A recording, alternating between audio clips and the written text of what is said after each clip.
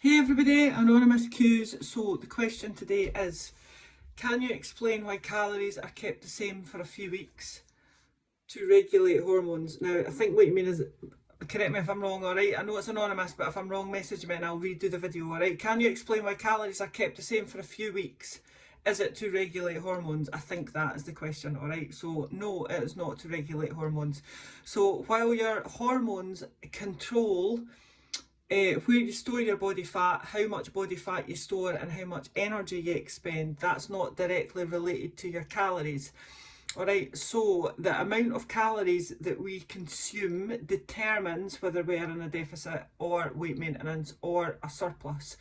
But it doesn't necessarily, because we keep them the same, it's not necessarily, I don't do that for hormones, is what I'm trying to say. Alright, so the reason that we do that is when a lot of my clients come to me for nutrition coaching, all right, they will have spent at least a couple of years, a couple of months, possibly most of their life under eating. Right, so what they'll have done is they'll have jumped from one sketchy low calorie diet to another sketchy low calorie diet, right, where in fact we don't actually know how many calories they can eat without gaining weight. And the longer you're on a diet, so if you asked me, right, I would say I've been on a diet for 30 years, right? Whereas what's actually been happening is I've been under-eating, like severely under-eating Monday to Friday, and then kicking the arse out on a Saturday and Sunday with the party centralness, right? So overall, over that course of the week, I have not been in a calorie deficit. But if you ask me how long I've been dieting, I'll tell you that I've been on a diet for 30 years, right? So I haven't actually.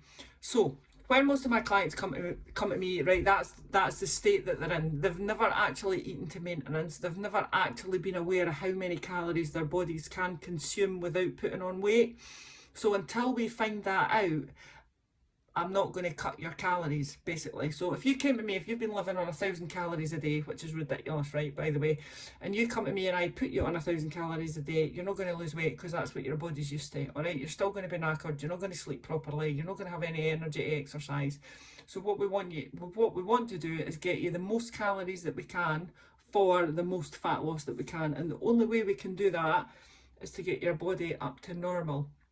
Right, so if you think, if you can eat this amount of calories, but you've been living on this amount of calories for the last 10, 20, 30 years, 6 months, however long, all right, your body's got used to that. So we slowly need to get you back up to here, and then we can start a proper deficit. So if I can get you 2,400 calories and your weight doesn't go up for 3 or 4 weeks, then that means that we've nailed your maintenance.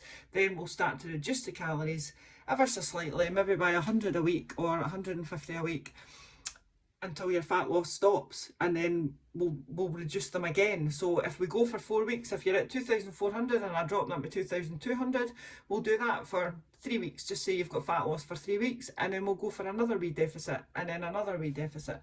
All right, so that's the reason. Hope that makes sense, everybody. Obviously, if you've got any questions about anything nutrition or fat loss or hormones or dieting or anything, give us a wee shout. All right, bye bye.